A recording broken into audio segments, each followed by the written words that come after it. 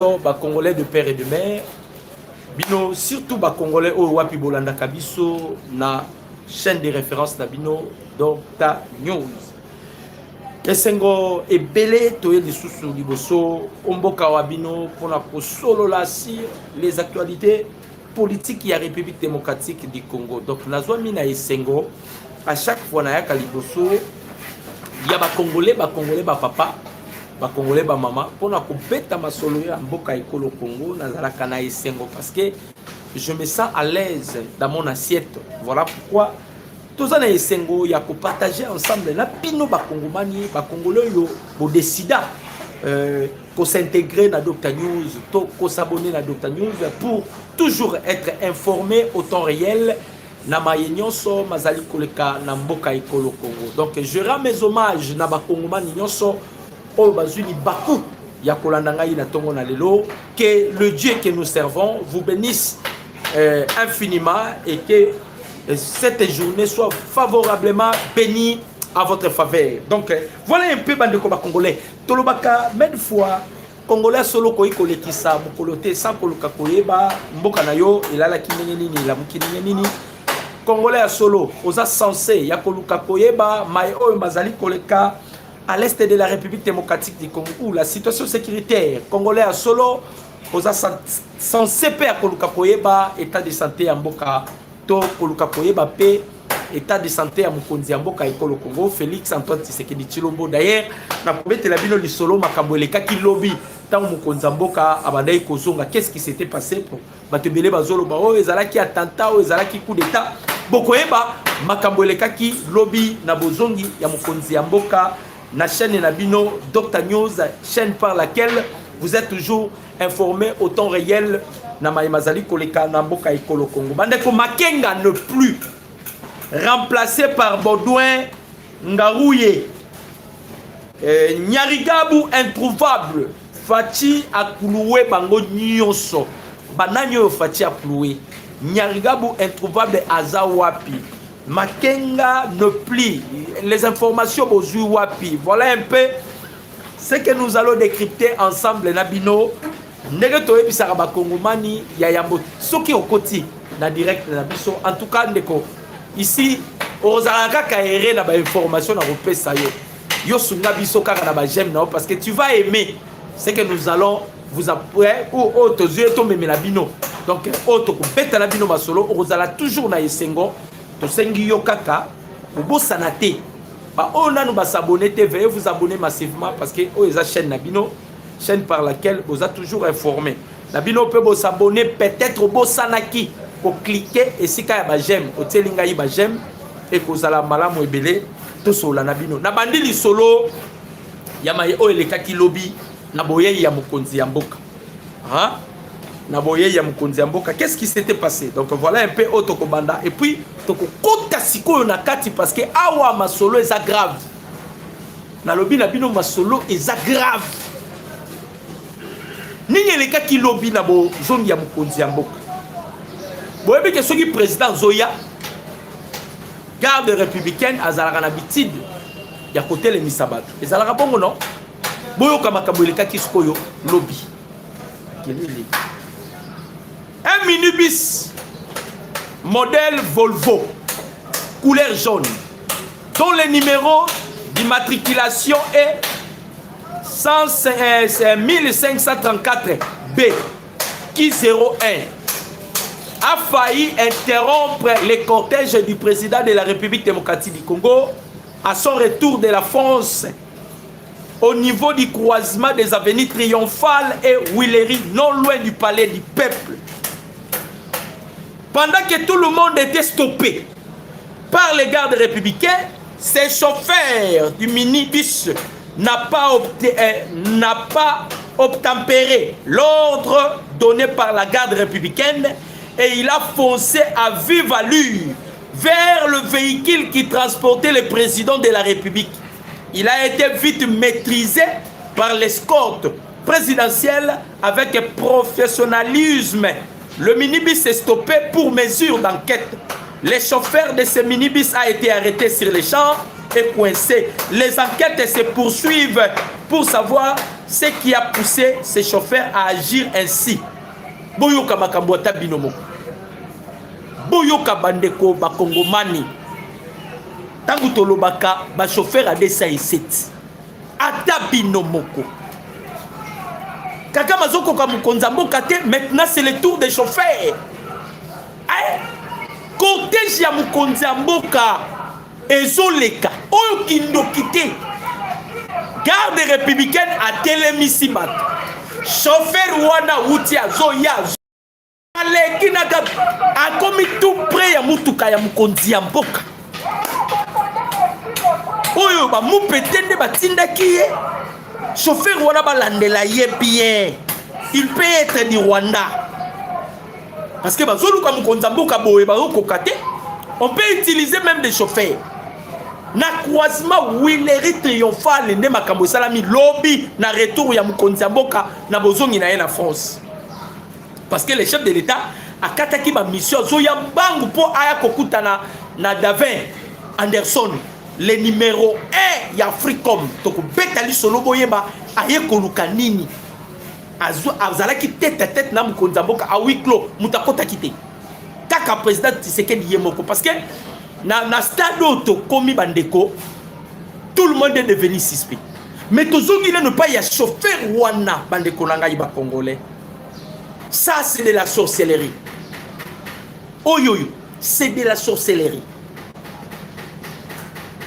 cortège ya mukonzi ya mboka ba ralentisaka mituka nyonso mituka etelemi mais mutuka wana etelemi te pona nini. Et comme il na niveau ya kokoma pembeni ya mutuka mukonzi ya mboka bandeko to solo la répéter tout ça pena makambo sur la table na minute oyo si le président Félix n'est pas hein azalité na minute oyo mutuni na koyi ko remplacer le président Tshisekedi pour faire face na makambo to ça na yango hein vous avez noté que ennemi aza partout. Hein? Ennemi aza partout, il continue. Bolimbisa makele les amwa moké mais ba opekisa bato ba osa makele o batebele ba kokara makele l'été en tout cas bolimbisa avec tout le respect qu'on vous doit bolimbisa. Ennemi aza partout bandeko ba congolais. Ba komi ko luka ko utiliser na ba chauffeur. Ba luka kaka mutu ya mukonzi ya mboka. Na ba chauffeur. Heureusement, il a été maîtrisé. Mutuka babandi ko contrôler la garde républicaine parce qu'on ne sait jamais. Hein, on ne sait jamais. Tous infiltré dans ba décret nyonso. Alors faut lisu likolo ya lisu. Il faut lisu likolo ya lisu.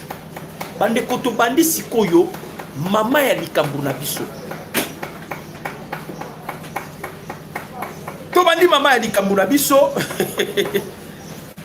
Bon aimer vidéo, bon commenter, bon partager. Bon aimer vidéo, bon commenter, bon partager. Maman a dit Kambouna Bisso et Zanini. Lobby va confirmer sur les décès. Il y a Sultani Makenga. Ok, ezaka kasulutani makenga te. Bande ko ba congolais. Makambozo bi makaka se ya kobima. Makambozo bi makaka se ya kobima. Ezalaki wili koma. Sulutani makenga. Ok. Bato bazoloba na convoi wana. Oye yakiti na na nina Rubaya. Convoi oye yakiti na Rubaya. Bandeko, les gens disent que même Moïse Nyarigabou azalaki na pouvoir. Ah toye bisabino depuis Makambouane Salami Nyarigabou est introuvable. Vous avez dit Nyarigabou est introuvable. Mais on nous apprend que lorsque ba frappaki eloko wana, non, bateau ba yaki ba la réunion. Bateau ba simbi branche administrative. Il y a IM23 P Bazalaki. Bateau ba simbi penal branche administrative. Or, ceux qui ont une branche administrative, Nani Bazali, Nani Azali, Moïse Nyarigabo Azali,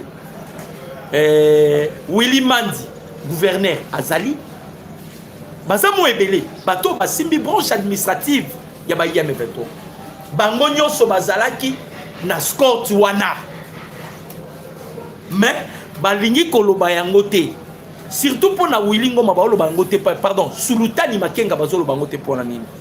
Boye bakango tilelo. Cerveau moteur yaba M23.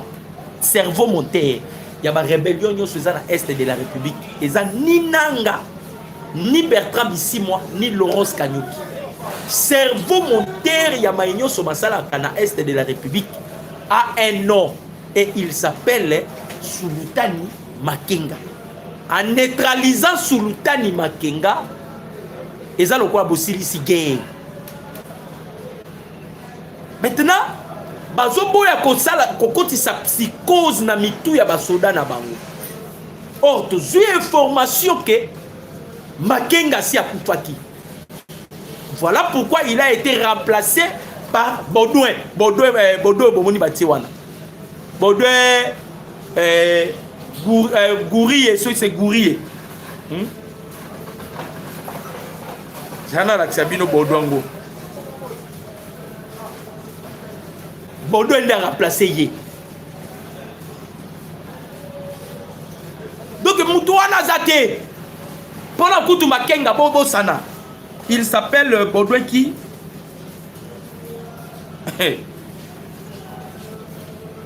Donc, Baudouin, il s'appelle Baudouin Garouye. Baudouin Garouye. Garouye. Baudouin Garouye. Il s'appelle Baudouin Garouye. Mouta remplacé, Mouto va remplacer, a remplacé Sulutani Makenga. Si Sulutani Makenga est en vie, tous à la réaliste était, si Makenga est en vie, ata suspendre ye. Si Makenga est à vie, que azana état exam normal, est-ce qu'on doit remplacer Makenga? On doit remplacer Makenga. Ceux qui Makenga va remplacer Makenga. C'est que comme il m'a ramoussou. La zone de Sabino Moutongo va remplacer Makenga. Et en gros, ceux qui va remplacer Makenga, Yeyo.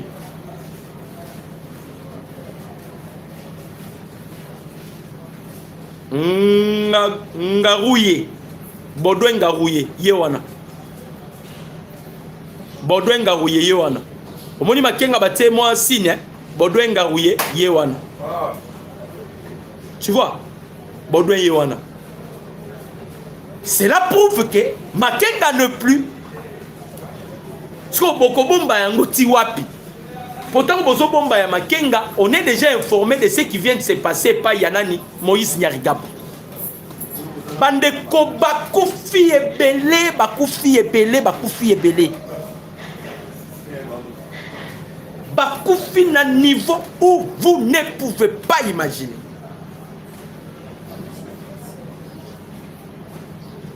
Batumususu ba obetali solo. Oh, Willy Ngoma Makufa déjà en avance. Et ça le kuta. Willy Ngoma Makufa en avance. Willy Ngoma Makufa en avance. Nga la rola Sabino vidéo ya Willy Ngoma. Tant à présenter qui Basoda. C'était le 8 février 2026. Na on la Bible. Na c'est la binon. Parmi bato bakufi na Rubaya. Willy Ngoma Makenga ya Oyoyo Moïse Nyarigabo Bunde. Tout ça, on a une question mark. Mais sur la mort de Makenga et de... C'est qui? Makenga, Sulutani Makenga. C'est confirmé qu'il n'est plus. Makenga Koufi. Voilà pourquoi on va remplacer Yepa Yabodo. Parce que si Makenga n'était pas mort, on va remplacer Yete. Pour la bateau, Bazolo Bake, Willy Ngoma a Koufa depuis na Kalundu. C'est là que Sabino image à Willy Ngoma. Willy Ngoma Koufa na Kalundu. Willy Ngoma za parmi bato bazui frappe ya ba drone. Na ola Sabino image tango présenter ki biso ba soda. Image na yango bino moko boyoka.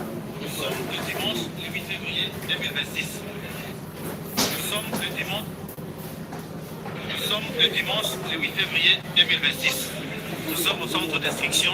Le chef d'état-major général de l'armée révolutionnaire congolaise vient de clôturer la formation des milliers de commandos.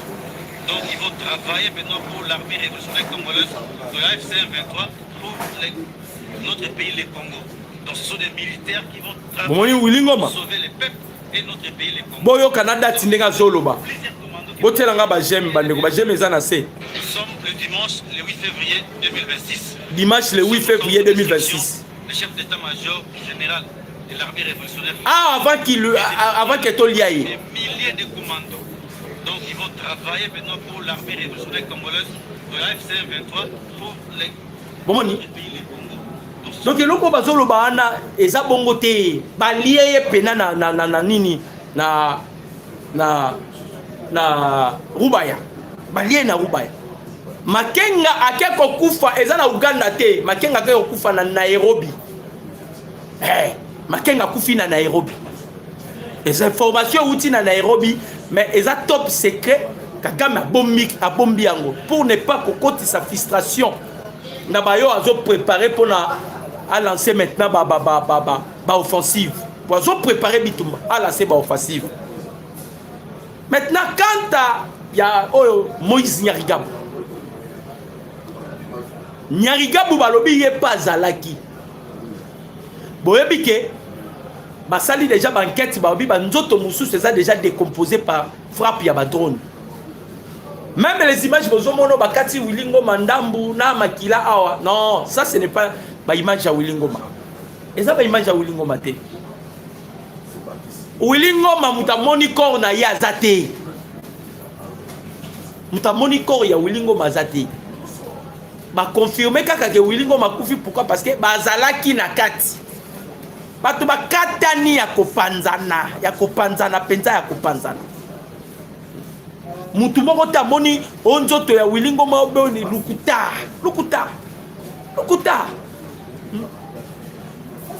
Parce que lokola Nyariga bazomona na te. Nde bato avant que tu baloba ke Nyariga bazomona na te, bango moko na ko yima nde babimisi babio oh mais na makambo wana Nyariga bupazala kiti. Nyariga bupa kenda ki wana. Azalaki na lié.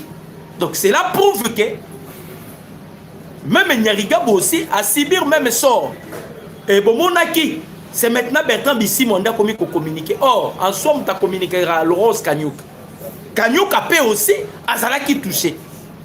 Ah, tozo lande la bango de preto yeba, banani bazo kufana banani yo, bazo continuer ko survivre. Bon ça ba j'aime ezala se bande. Bo aimer, bo commenter, bo partager. Bo aimer, bo commenter, bo partager. Bo aimer, bo commenter, bo partager. Peut-être bo salaki, au telinga iba j'aime. Et na ba commentaire o ebisi la place ozo landa biso et puis soutien na bino et pas ya mokodi ya mboka. Voilà un peu makambo ezo le kana minito yo. Bande ko ba congolais nanga asengi exil na 2 pays. À côté ici ba lettre na 2 pays nanga. À côté ici ba lettre na 2 pays. Uganda na Kenya. Kenya a répondu nanga te. Uganda a refusé catégoriquement que nanga ya na Uganda. Il a refusé catégoriquement. Parce que nanga ça veut bien que Sokia Keka Kigali, c'est un homme mort. Sokia a osé Kaka Kigali, a Koufi Barobomaye. Mazo Lukasiko a koki ma wapi parce que ma bé écoute surtout tant que Bamoni arrivé lobby. Il y a numéro 1, il y a Africom. C'est lui qui avait dit nous allons maintenant imposer la paix par la toyebisaki bino kakoya bato bazoki yango baventure lobby azalaki tête à tête na mokonzi ya mboka na kokoma wana tokobeta lisolo wana mais tozana na makambo ya bamakenga tozana makambo ya bananga oyo akomi koluka aoluka ta pays moko boya kendi Uganda atelaki mutema Uganda boye Kenya atelaki mutema aboye maintenant bazo subir sort parce que basango baza déjà affaibli. Vous voyez que basango baza affaibli. Parmi batu oyo basango bande kotiela mitema eza bawilingoma bamakenga yango moni bango nde baza kolemba ya kolela basango babetaki calcul que nous allons asphyxier Tshisekedi na voix kaka ya nini ya rébellion. La preuve Monsieur Cholé atinda bakouragé abito osluka couragé moko boye asimba manduki aya longola Tshisekedi na pouvoir. Cholé l'a dit et mutuana koma yiko luka bataya za la médiateur ya dialogue. Cholé, tu es malade monsieur. Oza la maladie to éviter ce maladie ya ndenge nini bango nyoso loko ba senga ki Tshisekedi dialogue Tshisekedi aboyi ba senga Tshisekedi dialogue Tshisekedi aboyi ba continuer ko se Tshisekedi était catégorique bake na Vatican bake bisika nyoso bande ko kende bake na Angola bake na Union africaine bakeni bisika nyoso bande ko intoxiquer batu ba luka kaka ba imposer Tshisekedi ya un dialogue na dialogue wana bananga baya bakabila baya bonde ko yoka ba Pierrot Louara Tshisekedi aza bloqué amata kita il y aura dialogue Bibi Kapinga Tshisekedi il est bloqué amata kita il y aura dialogue donc ezala qui pont au bande ko s'attendre que peut-être ba ko s'en sortir na voie wana bande ko Tshisekedi a bloqué bango le président Félix a plus question. Alors, tant que yaki na voix wana ba moni simbité.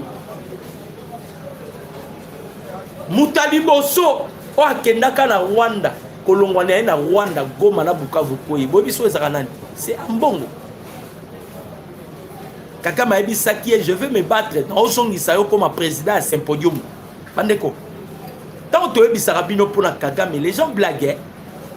Tant que tu es bino pour na Kagame, les gens blaguent. Bandeko.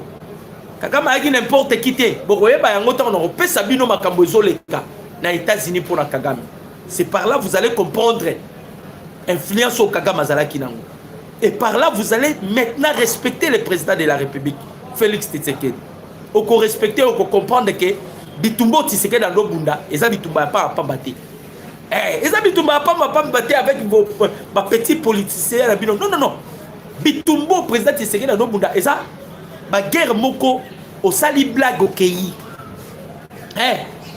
Bitumbo, le président Tshisekedi a outi Bunda. De faire déplacer un général, il y a 4 étoiles des États-Unis d'Amérique au Yénaïna Congo. Le Congo qui a été considéré jadis le pays. Il y a ligne rouge, il y a feu rouge que les Américains ne peuvent pas entrer. Mais Air Force One et Tikali Nanjili, David Anderson Akiti Awa a un président Tshisekedi. Et ça blaguité. Et ça li panangu bate bande ko ba congolais. Et ça li panangu bate. Pour la White Salobaki Nabiso, je vous donne 52 jours. 52 jours pour la White. Bon temps gâté, 52 jours. Depuis le Bakida Touana Kalundu Tobeti, Roubaya Tobeti, ici maintenant c'est Goma Bukavu. Bandekouba, j'aime mes assez, chers Congolais, de père et de mère, avec tout le respect. J'aime mes assez. J'aime mes assez. Bandokiona Bako Tabo, Baba Katelebiso direct na biso. Pourquoi? Parce que j'aime mes anasé. Botia la biso j'aime mes matapo et sungara biso to protéger direct na biso. Et ça bitumezala qui facilité. Alors, si ko basango baza déjà abattu. Extrêmement abattu. Leurs espoirs est envolé parce que il espérait asphyxier Tshisekedi. En fait que Tshisekedi accepte un dialogue. Mais beaucoup mis en terme était beaucoup asphyxié président Tshisekedi Ndegeni. Vous êtes déjà bloqué. Masolo Kouneza li sous-souté. Masolo est li sous-souté parce que tout ça na rapport de force. Tout maintenant li solo il y a Anderson. Oh ya Utiko ya. Et c'est panique na Kigali. Mais tu veux comprendre pourquoi Paul Kagame n'a pas voulu pourquoi Kagame à foulaki au pied accord à Washington. On peut te la bino pour comprendre. Parce que l'impunité continue de régner aux États-Unis. Et place Wana, j'aimerais parler beaucoup plus en français. Parce que les Américains peuvent avoir la sur YouTube. Bango basala système ya ko interpréter en anglais. Alors par lingala, ça serait vraiment le message et qu'on a la codé. J'aimerais parler ça en français pour que les Américains bayoka. Bandeko, vous avez vu le numéro 1 il y a Africom Aye. Pourquoi il est venu ici? Toleka qui na DFC. DFC est la banque Mokoboye. Il y a développement, il y a américain. Les Américains, s'ils veulent investir dans le pays Moko Songolo, les Américains vont contacter la banque Wan. Et ceux qui banque PC accès na bango. Les Américains vont investir parce que la banque Wan est déjà fiable. Balobi est la banque pour le développement DRC. Alors, quand le président Tshisekedi a signé deal avec les États-Unis, après Mkonzambo Kaote Kokende, ils avaient validé PC accès maintenant et pas les Américains pour investir dans la République démocratique du Congo. Avant de expliquer Nazanasi.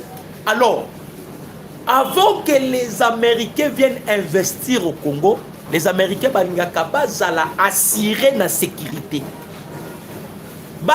Assurer la sécurité. Sécurité, ça l'a assuré parce que c'est la défense qui vient avant. Voilà pourquoi vous avez vu Maman Thérèse Kayikwamba ainsi que Eberang Bazalaki avec Marco Rubio to signé qui partenariat il y a sécurité na défense. To signé qui ngo pambaté. Les Américains bazoya kotia ba milliards na bango. Avant batia ba milliards na bango na Congo ba boyimbongo se volatiliser. Il faut qu'il soit assuré que place itotie mbongo makambo kozala boye, makambo kozala boye, makambo kozala boye. Et ça l'une des raisons vous avez vu Anderson Aye. Les Américains veulent bazala assuré, bazala garantie. Bandeko. Je l'ai dit un jour na bandeko ba congolais. Pendant que j'étais na ba chaîne boyebi nazalaka na basangwa Congo. Na bandeko loba les Congolais ont espace dans le Congo parce que votre pays sera envié par d'autres pays. Alors, les Américains la République démocratique du Congo est la deuxième capitale des Américains. Parce que vous avez de minerais et ils veulent maintenant investir dans les minerais. Alors, le Congo a déjà dossier et qui déjà dans le département et qui est dans le congrès. Baniba commissaire loi fédérale éthique à la pona libela. L'une des raisons pour mon qui ba sango ba moupe. Cinco SCC Banzi mignon soya SCC vous devez quitter SCC. Banzi mignon soya SCC vous devez ceux qui bosengi ba excommunier Eric Senga vous devez quitter. Pourquoi? Eric Senga ambongo show les fégences vous teba bazaba malheur na bino. Il voulait bloquer les deals américains pour que le peuple congolais ne se retrouve pas. Pour que les Congolais ne se bénéficient pas. Or, les deals là va nous apporter parce que le première entreprise américaine est Zoya. Yango Monaki Anderson Aye. Mais Bakeko Solo la président Tshisekedi en a parté en huis clos. Basolo li ba 6e mibal. Basolo li défense na sécurité. Mais le président Tshisekedi a martelé sur la promesse Oyoba Pesaki. Promesse Zanini. Le Est là doit être libéré avant mars. Parce que le chef de l'État, si à Sanosaki, na mars, il doit aller à Goma et il doit aller à Bukavu. Mais avant tout, il faut qu'ils la libérer. Mais ce monsieur est venu. Anderson. Nenga Anderson a yé Boyoka. La Chine. Posant un problème. Ba pays nyonso au bon ko piller Congo d'une façon illégale. Bozolé là parce que tu sais qu'il y a bomibino. Il vous a tous cloué. Ah n'engeza boye bandeko traçabilité sur le minerai congolais. Vous savez que Ouganda abadeko yiba ba minerai, Kenya abadeko yiba ba minerai. Alors les Américains, ils ont décidé Pona koyiba ba minerai nde sali ke ba pays mususu ba koma pe ko sala ba armes nucléaires. Or, tous les pays ont commis ko sala ba armes nucléaires, ba commis ko développer technologie, les Américains c'est ça maintenant en danger. Pour Américains ba ngara bazala na conquérante. David a yé pour qu'il soit assuré. Mbongo ezoya, mais avant Mbongo ya, Goma Bukavu doit être libéré. Nebo moni nanga awele limbango akei atindi lettre na Uganda, atindi lettre na Kenya. Uganda a boyi catégoriquement. Kenya nde a répondre à écouter. Bota la stade de place to monani, to place to zali. Donc a nere to zolo bana bino boye. Bobo sana nazalaka d'ailleurs mutu ya yambona lobaka. Kabila nenga bimi, Kabila ne reviendra plus.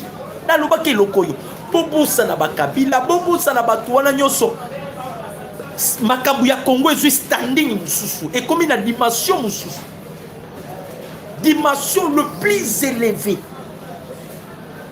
Ba Américain bango mo ba komi ko lia batuana. Et puis na itima tout mo ba pesi. Peut-être le prochain sera Nanga ou bien Bertrand Bissimo. Parce que Laurence Kanyou qui passe au monde en athée, il a été gravement blessé. Peut-être que Baobo Mbappé Masolo aime souper à Koufinaï. Bakoufi tellement est belé. Bakoufi tellement est belé. Bakabila, ils n'ont plus confiance dans Goma na Bukavu. Tous les réunions comme au Salama na Rwanda, ils ont payé. Une fois tout Potia ou tout Samboué. Surtout, Batuloko la Bawilingo Mabazalaki Batba Limwaka. Bango Mabazaki Batba Limwaka. Sauf que d'abord, Luki Bobo va pas. Bomo Nango Malimou. Parce qu'ils ont dépassé Bango. Nenge Balie Ngoma. Ils ont dépassé Bango Nenge Balie Makenga. La bête de la Binoli Solo Makenga. Makenga Bandi rébellion à âge il y a 16 ans. Abomaraneka Aba Congolais. Abomaraneka Aba Congolais. Abomaraneka Aba Congolais. Abomaraneka Aba Congolais. Ah, Makenga. Attends, Nzambe na Lola. Il va permettre que tu continues à tuer des Congolais. Non, non. Chaque chose a son temps, bande comme Congolais. Dieu en a décidé ainsi. Dit Makenga, Longwanano. Longwanano. Congolais. Plan is aboyé. Plan. Oyo. Les généraux, il y a 4 étoiles, il y a Yéla. Aïe, mon côté. Avec une forte délégation. Une forte délégation. Nengen aboyé. Bah, pays sur Afrique, il commence à avoir peur de la République démocratique du Congo. On risquerait de la lito la moukilobi pe Donald Trump à na Congo. Bon, ça va j'aime les anacés. Tomati ça va j'aime. On risquerait peut de la lito la moukibo lobby Donald Trump à na Congo. Bah, pays sur Afrique, ils ont maintenant commis ko banga la République démocratique du Congo. Bah, commis ko banga la RDC. Bande ko ba Congolais. Kaka Mazalaki déjà devant la porte, il y a sanction. Kagame était déjà devant la porte, il y a sanction. Ce que je vous dis est vrai. Mais à l'heure où je vous parle, Kagame a contacté un sénateur le plus influent aux États-Unis d'Amérique. Et ce sénateur, il fait partie. Il y a bloc, il y a pas ma fille. Voilà pourquoi je l'avais dit que j'aimerais parler en français pour que ces messages soient transmis aux Américains. Les États-Unis d'Amérique, vous ne pouvez pas continuer à héberger l'impunité dans votre pays. Paul Kagame a violé les accords de, les accords de Washington du 4 décembre 2025. Paul Kagame a insulté le président des États-Unis d'Amérique, Donald Trump. Il a insulté le vice-président des États-Unis d'Amérique. Si vous n'arrivez pas à sanctionner Kagame à cause d'un individu, c'est que les États-Unis ne plus États-Unis. C'est que Kagame est plus fort que les États-Unis d'Amérique. Ça, c'est un message que je lance aux Américains. Les revenus où nous devons bannir l'impunité. Les revenus où nous devons écraser l'impunité, de ne plus se soumettre dans l'impunité. Pourquoi je dis cela? bandeko boyoka boyoka epesa bino kanda information oyo ona opesa bino ezopesa bino kanda bo aimer vidéo bo commenter bo partager na opesa bino information ezopesa bino kanda. Moi j'aime parler de la vérité ate ko soit bino mais est à la vérité. Vous voyez ce monsieur ici avec Paul Kagame, monsieur Bomoni avec Paul Kagame. Bon, ce monsieur s'appelle il s'appelle qui? Il s'appelle qui? Veuillez m'excuser, il s'appelle Graham, le sénateur Graham.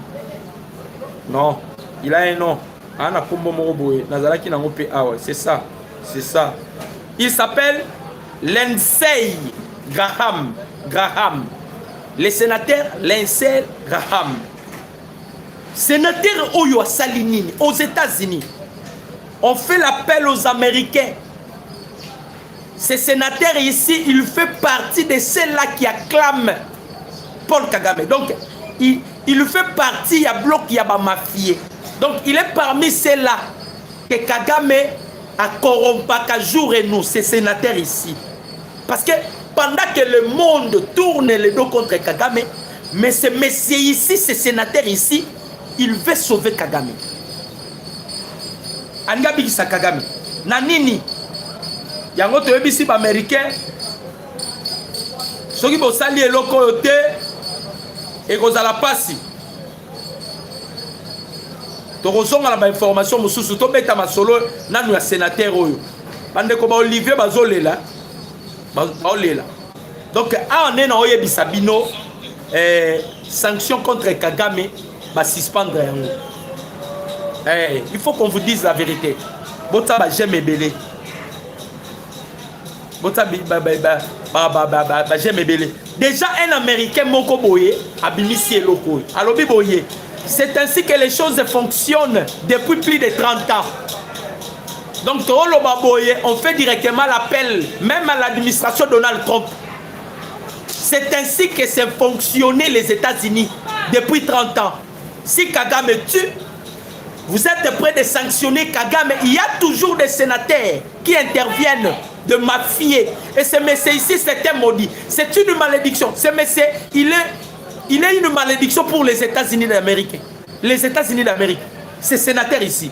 Balobi, c'est ainsi que les choses fonctionnent depuis plus de 30 ans. Là où il y a l'impunité, les crimes se multiplient. Tant que les instigateurs et les auteurs de graves violations des droits de l'homme et du droit international humanitaire commises sur le territoire de la République démocratique du Congo continuent de bénéficier de l'impunité. Une paix durable ne restera hors de la porte. Bah, image du président américain. Presque tous les présidents américains, les cas aux États-Unis, à protéger Paul Kagame. On a joué Sabino président aux États-Unis. Mandat nyoso Kagame sali. Bon, on dit président on a nyoso. On dit Donald Trump. Cela veut dire si Trump n'arrive pas à sanctionner Kagame, à continuer la liste. Donc Donald Trump doit faire la différence. L'impunité ne restera pas, ne continuera pas à primer aux États-Unis d'Amérique. Tous ces présidents américains, ils ont protégé Kagame. Qu'est-ce qui se passe? Kagame Zala qui pourrait pas sanctionner. Malgré pas sanctionner Kagame. Kagame a sali appel. Et pas il y a monsieur Oyo Graham. Lindsey Graham. Kagame a bengi parce que a bengi batu nyonso solution ezate. A bengi batu nyonso solution ezate. Boyo kamakambu sénateur wa lobby tango bengi Donald Trump makamba lobby. Ba jamais zana se andeko ba congolais. Ba jamais zana se tomatisa ba jamais pour sécuriser notre vidéo. Ou bien pour s'appeler une émission, il y a un peu de j'aime parce que si vous s'appelle une émission, beaucoup de j'aime. C'est comme si je commence à vous forcer. Donc, bon, là, je laisse. C'est à vous maintenant de décider si vous allez aimer. Donald Nani Paul Kagame va signaler déjà que va sanction bandikoya. Bali ba betayo. Ndenge bali ba betayo. Faut ça la na lombangu. Kagame kenake pas Emmanuel Macron. Emmanuel Macron déjà bossani Kagame. Là, je vous dis la vérité. Ata France a chanzakate. Na politique, on dit ce langage ici. En politique, il n'y a que les intérêts qui priment. En politique, il n'y a que les intérêts qui priment. C'est le langage utilisé en politique. Il n'y a que les intérêts qui priment. Donc, la France a perdu Niger, Burkina, Mali. Les 3 pays à Sahel qui faisaient aussi la force de la France, parce que Niger qui produisait 7000 tonnes d'uranium, les bénéficiaires sont français. Alors France a dit ceux qui n'a perdu na Congo Sangwamawa. Kagame appelle ça nganini. Mais boyoka c'est que c'est sénateur à lobby. Les États-Unis, si vous n'agissez pas, si vous ne sanctionnez pas Kagame, les États-Unis d'Amérique, vous allez voir la main de Dieu aux États-Unis d'Amérique. Dieu voulait vous épargner, les États-Unis, parce que le peuple congolais, c'est le peuple de Dieu. Les Juifs que vous voyez là, le véritable Juif sont des peuples congolais. La Bible l'a confirmé. Les véritables Juifs. Ce n'est pas moi qui ai écrit la Bible. La Bible a été écrite par Constantin, un païen. Mais la Bible là affirme que le peuple de Dieu, c'est le peuple congolais. Donc, on fait appel aux Américains. Ces sénateurs-là, hein, sa vie, et ça plus que vie à ma Congolais. Les Congolais, ces sénateurs ici, les maudits. Il faut que je dise ça à Yokayango. Ces sénateurs américains ici, c'est un maudit qui cherche à défendre Kagame. C'est un maudit. Et le Dieu du peuple congolais a s'en chargé naïe. Boyoka makambu sénateur, Kagame a bengié. Yango to ebisaka batu. Bandeko ba Congolais ton topé sarabino information. On vous donne des informations fiables. Et cela prouve qui était Kagame en Afrique. Parce que vous pensez que Tshisekedi a gagné Kagame et Kakabo. Non. Non. Kagame n'était pas n'importe qui. Tous les études de Kagame, il a fait toutes ses études aux États-Unis. Les Américains ont signé la psychologie. Ils ont signé forum shopping. Donc Kagame a eu un fonctionnement américain. Dans le moment où il a sanctionné Kobima, même Barack Obama, il s'est méfié des États-Unis. Les Américains, vous devez être honnête parce que c'est vous-même, vous venez de publier un rapport où vous avez classé Kagame. Il devient une menace pour la sécurité américaine. Vous avez dit ça, non? Kagame, il devient une menace pour la sécurité américaine. Donc, vous lui avez placé parmi les terroristes autant cherchés par les Américains. Donc, il est égal même à Ben Laden. Donc, si vous ne sanctionnez pas Kagame, si vous n'agissez pas, c'est que vous êtes complice. Boyoka, Kagame a bengi mutuana. A bengi sénateur wana. A ebisi sénateur wana. Pardon. Nakopesa yo coltan. Nakopesa yo pyrochlore. Le pyrochlore, c'est le minéral le plus rare au monde. Tous en a 2 pays, tu as le pyrochlore. Tous en a Norvège et puis tous en a la République démocratique du Congo. Premier pays à la découverte, c'était Norvège, en 1826. Bissoto Salango le 6 décembre 2022. Le pyrochlore. Pyrochlore, ils ont mis ça. 3 minéraux na kati pyrochlore.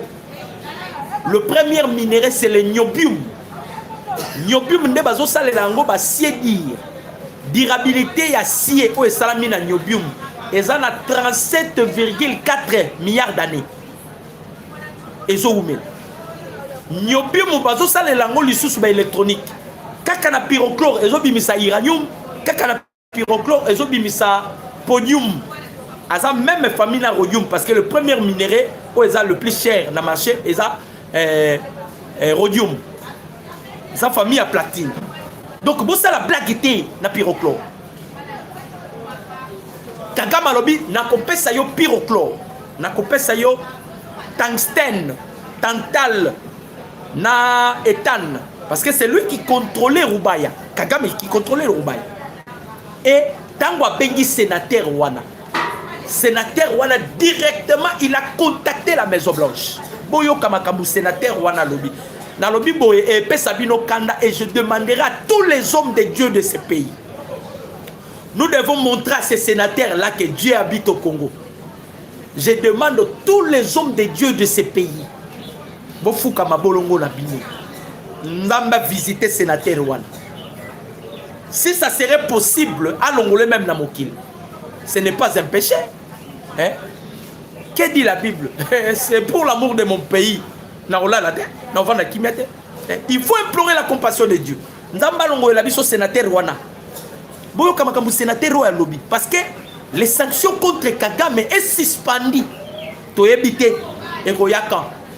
Moi j'aime dire la vérité. J'aime dire la vérité. Parce que la vérité blesse me libère. Non, non, ça c'est du mensonge.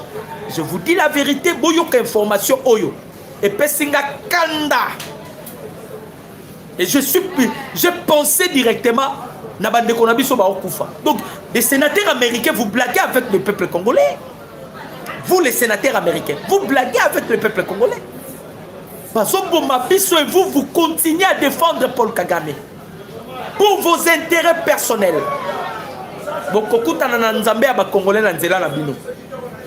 Le président rwandais, Paul Kagame, a personnellement appelé Lindsey Graham pour bloquer les sanctions américaines contre son pays, Boyoka.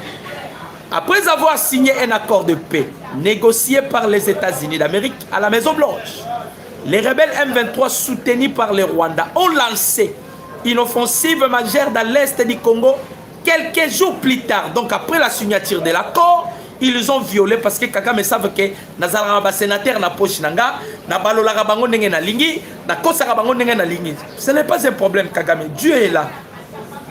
Les départements d'État et du Trésor ont préparé des sanctions en réponse, c'est-à-dire les départements d'État américains et les départements du Trésor va préparer ma sanction. Va préparer peut-être ma sanction. Va mamika Muchopi. Va mamika Muchopi. Kagame a eu vent de la chose. A appelé Graham qui a contacté la Maison Blanche. Et le bureau de Vance, c'est-à-dire à Bengi, la Maison Blanche Donald Trump, à Bengi P. Gilles Vance, dont le vice-président des États-Unis d'Amérique. Les sanctions ont été mises en attente. Passant en outre les objectifs des responsables du département d'État américain. Alobi nini ce messieurs-là. Alobi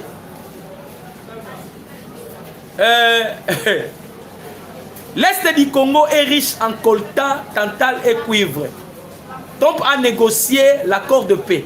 Le Rwanda a rompu et les États-Unis n'ont rien fait car le minerai continue de circuler. Si pour un lobby, vous sanctionnez Kagame. Place en à lobby en Goy. À lobby, après ces arguments, l'administration Trump. Après ces arguments, na bureau ya Gilles Vance. ABC bango boye. À lobby, argument que le Rwanda est un partenaire fiable des États-Unis d'Amérique en matière de sécurité. C'est un fournisseur clé de minerais critiques pour les États-Unis d'Amérique. Vous qui m'a lobby. À lobby, un fournisseur clé pour des minerais critiques. Donc, les minerais critiques, au Kagame Zoïba Nambo Canabiso. Donc, ce monsieur sénateur ici, lui, il admet que ce minerai-là appartient à Kagame. Donc, ce n'est pas la peine. Ce n'est pas la peine de sanctionner Kagame. aza partenaire na biso fiable ya lelo te ya kala trompe ça na sebo sanctionné été. C'est vraiment un sénateur influent, il faut qu'on se dise la vérité. Malgré ce soit, c'est nga pona makamba Congo na dene boyebinga na débordaka. Nga pona makamba Congo, j'aime tellement mon pays, j'aime pas ma bêtise. Alobi qui est un partenaire na biso fiable, un partenaire na biso clé. Donc c'est lui qui nous donne après ça biso ba minerai critique. Bon sanctionner été. Donc, à Nazoé Bissabino, on a suspendu sanctions contre Paul Kagame. Tu éviter ce qui battait en Guapi. On a suspendu sanctions contre Kagame. Nebo Moni, Barouane na compte Twitter na bango malamo ba lobby qui tisekedi o kasi ba sanctionner biso. Au Samboué, yango ana balongo liango. Olivier Nduringere okuta loba yango en avance. Alobi bozo zela ba sanctionner biso. Bozo c'est là-bas sanctionné biso. Bako sanctionné ka bisoté. Ça dit Kagame est trop sûr. Na batouné au basala ka ba bêtise. Et voilà pourquoi na loba ki na bino na linga ki na loba en français pour ba traduire rango. Jusqu'à quand vous les Américains vous continuez qu'on madouer impunité. Ça c'est de l'impunité. Donc la loi était seulement pour Maduro. Hein? Vous les Américains, la loi était seulement pour Maduro. Qui est Kagame? Il devient comme un dieu qu'on ne peut pas toucher. Si vous êtes incapable de toucher Kagame, notre Dieu, Dieu du peuple congolais, maintenant nous allons voir ma sénateur au place Makosuka. Et vous allez subir des choses que vous n'avez pas subies. Tout ça c'est pour le peuple congolais. Et vous voulez que le peuple congolais va tirer la bino lisou ma bolongo na se.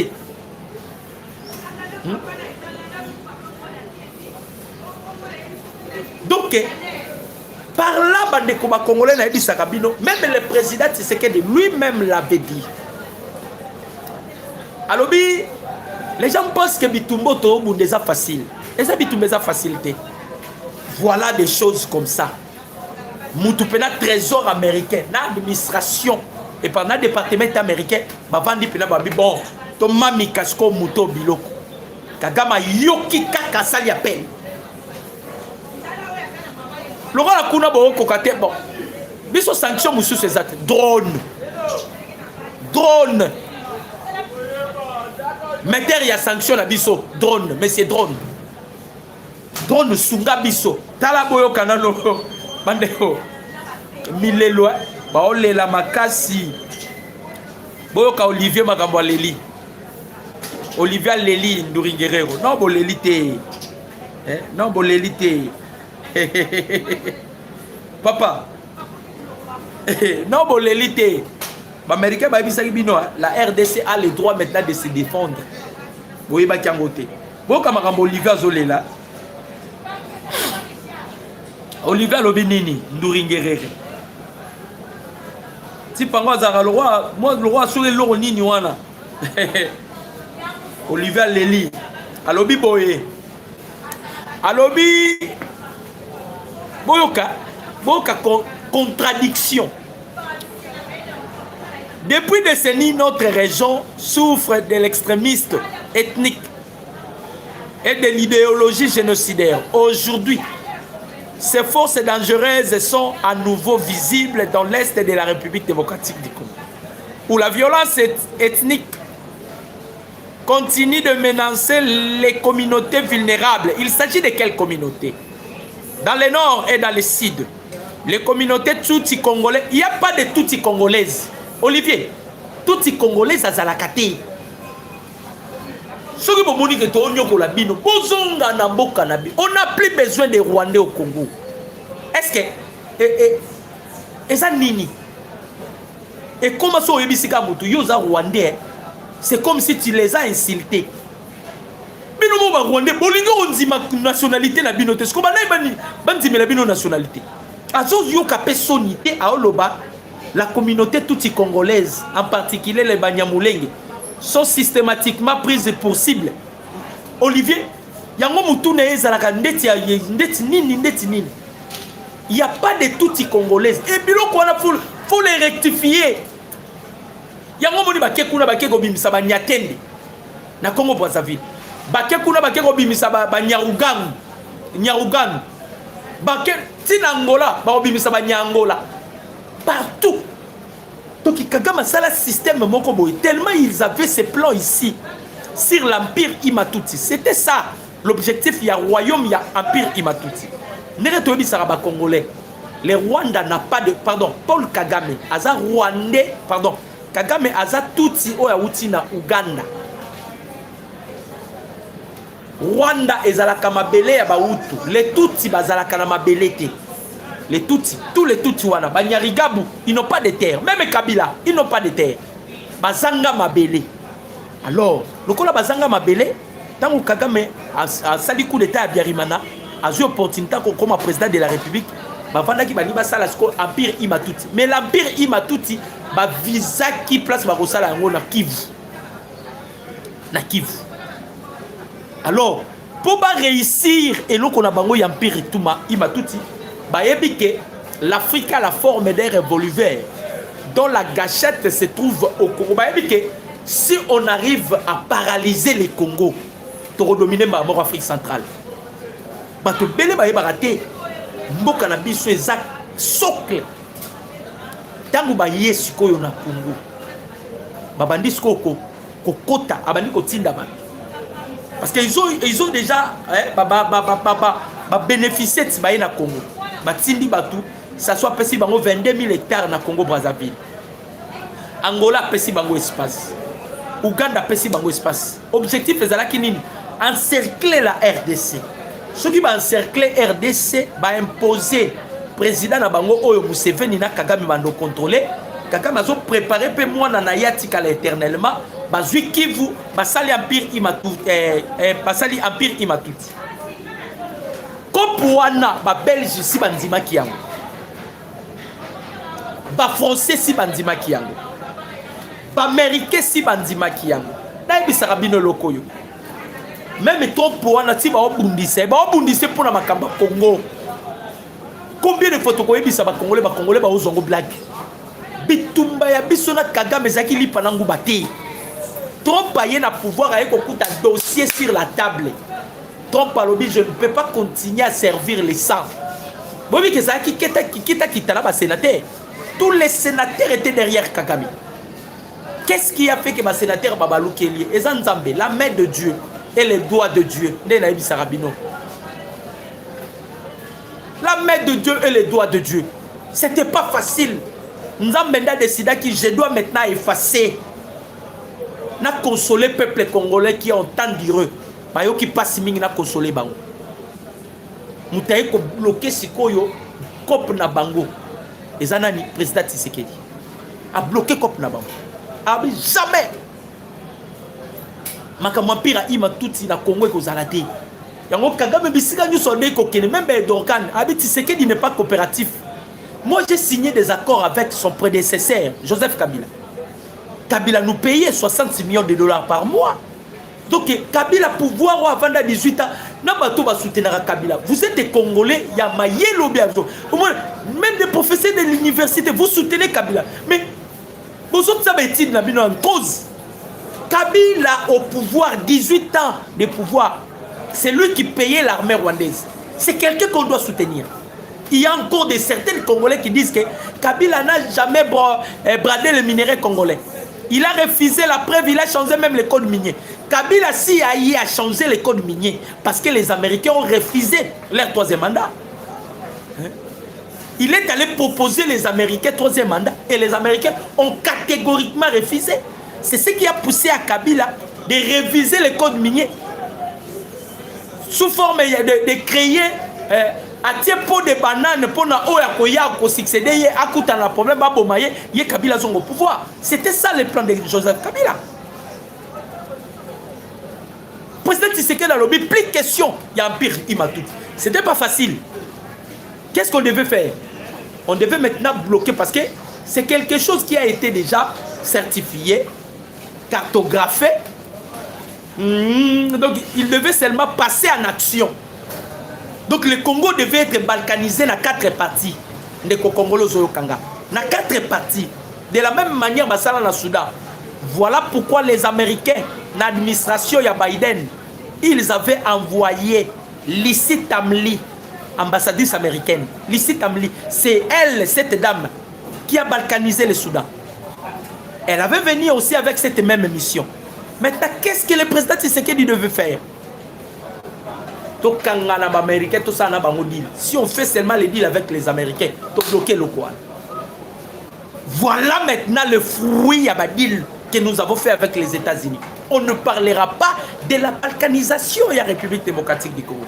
Vous allez balkaniser le Congo comment? Comment vous allez balkaniser? Les Américains ont opté déjà sur le respect de la souveraineté et de l'intégrité territoriale de la République démocratique du Congo. Le respect de la souveraineté et de l'intégrité territoriale de la République démocratique du Congo. Donc, place voilà pourquoi on a présenté ce qu'il a la Pongi a dit que le Congo ne sera plus balkanisé. Maintenant, il faut Kagame qu'il soit sanctionné. Voilà pourquoi je fais appel aux hommes de Dieu. Vous devez implorer. Si vous allez implorer même la colère de Dieu et pas député, sénateur, Bobenga, on n'a plus le choix. Parce que Kagame doit subir.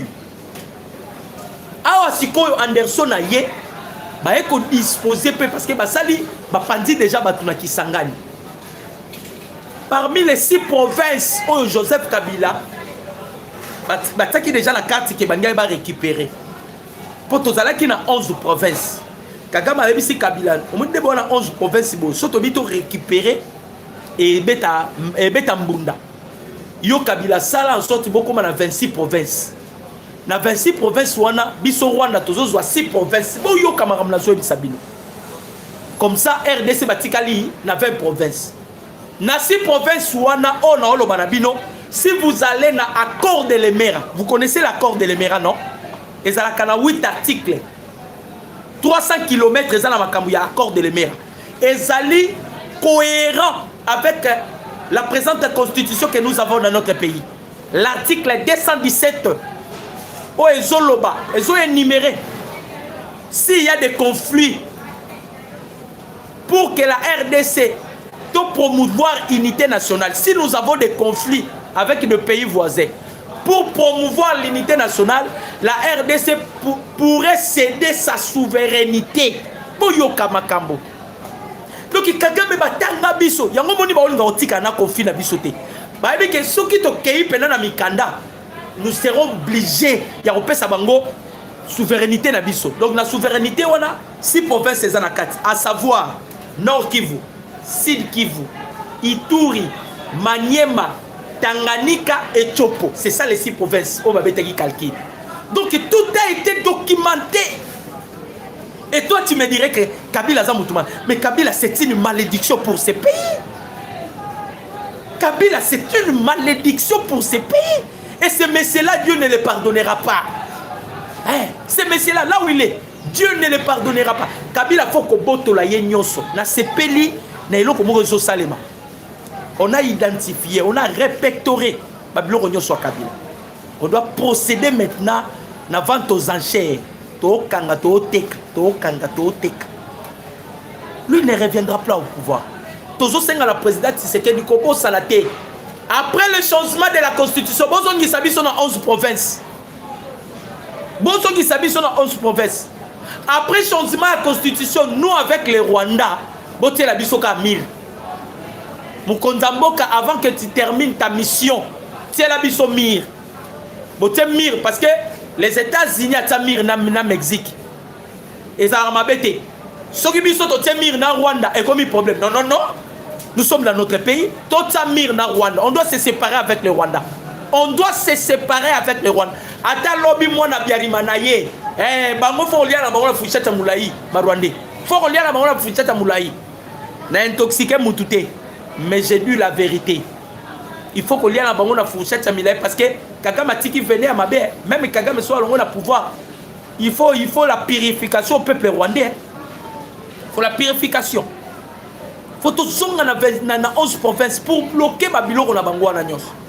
Yango bomonaki bosa batelemi alobi selon la loi constitutionnelle.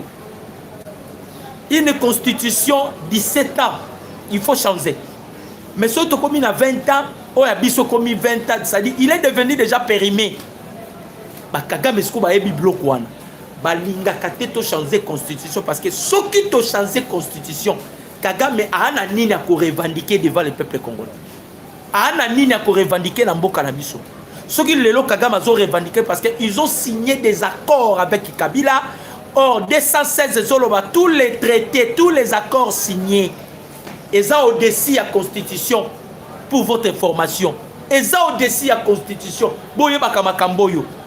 Pendant que la constitution n'est pas encore modifiée, tous les accords que nous avons signés, pourquoi le marathon changer la constitution? Pourquoi changer la constitution? Ils savent. Option est bamboka on a nyonso Kagame bandai kotsa miso. Ba disposer ba pandi déjà ba pandi ba. Toyebi dati bazo visiter Goma na Bukavu te. Mais très bientôt Goma Bukavu sera libéré parce que ça déjà donc ça sur la table. Ba préparer yango déjà pour ba beta munduki une fois pour toutes. Goma Bukavu sera libéré makamunyo swesili. Et ça armo ba sur la table. Donc peuple congolais bandeko ici déjà bato nyonso bandai ko tabiso mulunge. Nyarigabu introuvable yepe ba bia zaki na kati. Donc so zaki na kati yepa liepa ou. Pour les système te ya blague te. Bato ba olia pa ou en gros et en détail. Il continue à kolia pa ou. Bato ba olia pa ou. Et ça ma sécurité bande ko ba congolais. Bato ba olia pa ou. Hein? Mais toi, il n'y a pas où. Il y a un monument américain. Les Américains, Donald Trump administration, ils ont les macasses. Mais ils Kagame azana mo ba puya batu moko boye. Azana mo ba puya batu ba continuer ko appuyer. Bon remarquez que bazo penser pendant la maramba ya ba ndeta ba sanction te. Bango ba OK nango na ba voix mususu. Olivier Nduringere azolela. Alobi ono bazo marginalisé, bazo boma nini. Mais bino ton bobo maka. Boba ke payer ça la passe. Vous tuez des Congolais non? Le roi bobo ni to boma bino. Bobi ma bokende na bamboka na bino, bokende. On n'a plus besoin de vous. On n'a plus besoin de vous. Burundi koutazo sepela lobi. La défaite du Rwanda dans la guerre en République démocratique du Congo me rappelle ce que notre grand-père disait, que le Burundi n'est jamais vaincu à la guerre. Il a dit que dans la région, aucune nation ne peut effrayer le Burundi. Donc le Burundi est allié, le Burundi est allé soutenir la RDC. Ce qui signifie la victoire de la République démocratique du Congo et la victoire des Burundi. Donc nous sommes dans la joie. Ba Burundi bazo sepela. Mais ba Burundi busu tozala bangwa balingo opé sa position te. On dirait que Makenga Koufi tellement bazara bilonga kokana. Je n'ai pas dit un mot dans lobby comme mutute. Dans lobby ba Burundi mususu le roi bazara bilonga kokana Makenga Koufi et nani Wilingo ma Koufi bazo opé sa position te. Problème est Problème est Problème est qu'on se posait la question. Problème est qu'on se posait à Ezamoko. Où se trouvera maintenant Baota Matanga ya Wilingo ma wapi. C'est une question qu'on doit poser. Hein. Matanga ya Wilingo ma bakota yango wapi. Hein? Na Goma. Goma va devenir sous Goma. Na lobi na bino hôtel Serena. Là où se trouvaient tous les responsables à Rwandais. Les gens n'ont plus besoin de Goma. Goma, pourquoi? Parce qu'il y a déjà des avions qui passent.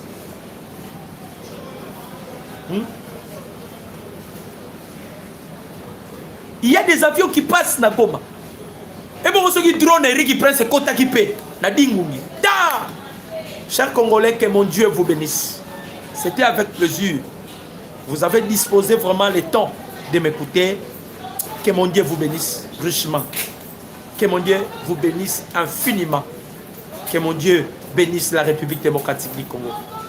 Que mon Dieu bénisse le président de la République, Félix-Antoine Tshisekedi Tshilombo. Que mon Dieu bénisse le peuple congolais. Pourquoi pas les Ouazalendo, les Hibou. Que mon Dieu vous bénisse. Avec Dieu nous vaincrons. C'est le Dieu qui va écraser notre ennemi Paul Kagame. Je dis et je vous remercie. Ciao.